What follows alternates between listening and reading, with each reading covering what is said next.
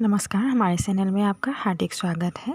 आज पढ़ाने जा रहे हैं सुंदरकांड। देवताल जी ने लिखा यमराज की दिशा नामक कविता, उसकी हम व्याख्या करेंगे। तो आइए जानते हैं। यहाँ पे उन्होंने लिखा है कि यमराज की दिशा यानी कि यमराज जो है वो मृत्यु जब यमराज आते हैं तो लोगों का मृत्यु हो जाते हैं।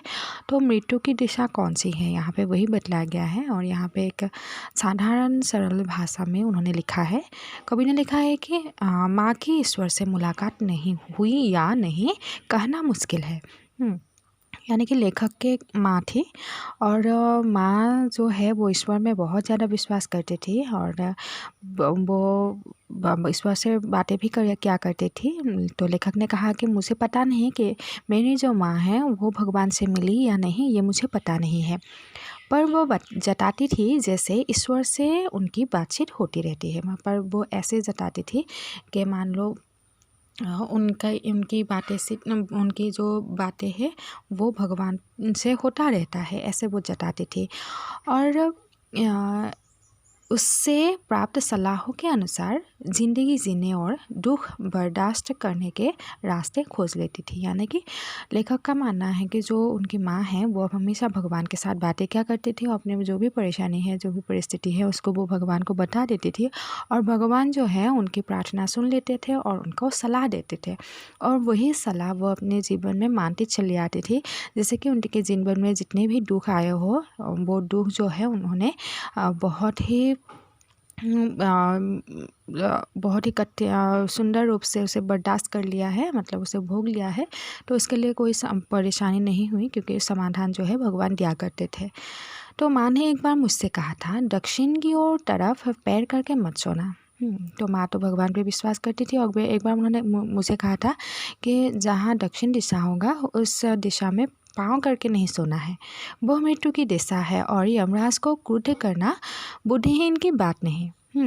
यानी कि उनका मानना है कि अगर दक्षिण दिशा की ओर पाँव करके सोएंगे तो यमराज नाराज़ हो जाएंगे, यानी कि यमराज उसके मृत्यु करवा देंगे। तो माँ जो है वो पुराने ख्यालात की थी, इसीलिए वो विश्वास रखती थी कि दक्षिण दिशा में पाँव करके नहीं सोना है। इसलिए वो अपने बेटे को भी समझा करते थे कि ये दक्षिण दिशा की ओर पैर करके नहीं सोना है और वो यमराज की दिशा है। और यमराज को हमेशा क्या करना है, हमें गुस्सा नहीं दिलाना है। अगर वो उनको गुस्सा आ जाता है तो वो सीधे उस व्यक्ति को मार के ले जाएंगे। तब मैं छोटा था और मैंने यमराज के घर का पता पूछा था। जब मैं छोटा था, जो मामा जो है हमेशा यमराज के बारे में बताया करते थे, तो मैंने ही पूछ लिया कि यमराज का घर कहाँ है। तो उन्होंने बताया था, तुम जहाँ भी हो वहाँ से हमेशा दक्षिण में, यानी कि उनका घर वहीं पे है जहाँ जो तुम जिस स्थान में रहोगे उस साइड से दक्षिण दिशा जहाँ होगा वहाँ यमराज की दिशा होगा। यानी कि उसी साइड दक्षिण दिशा की वो यमराज रहेंगे, तो उस साइड नहीं जाना है। तो माँ की समझाइश के बाद दक्षिण दिशा में पैर करके मैं कभी नहीं सोया, जबकि माँ ने मुझे बताया था कि दक्षिण दिशा की ओर मुँह करके पैर करके नहीं सोना है। तो मैंने उस दिशा पे कभी भी पैर रख के नहीं सोया। और इससे इतना फ़ायदा ज़रूर हुआ कि दक्षिण दिशा पहचानने में मुझे कभी मुश्किल का सामना नहीं करना पड़ा। मतलब वो जिस स्थान में जाते थे, जहाँ जाते थे, जब सोना होता है तो वो दिशा को देख लेते थे। तो दिशा पहचान में उनको कभी भी मुश्किल नहीं आया, क्योंकि माँ ने कहा था दक्षिण दिशा की ओर पैर करके नहीं सोना है। तो वो दक्षिण दिशा को अच्छे तरह से समझ जाता था। मैं दक्षिण में दूर दूर तक गया और मुझे हमेशा माँ की याद आई। वो हमेशा दक्षिण दिशा की ओर बहुत दूर दूर तक गया है और माँ की बातों को वो याद करते थे हमेशा, क्योंकि माँ ने कहा था दक्षिण दिशा की ओर पार करके नहीं सोना है। दक्षिण को लांघ लेना संभव नहीं था।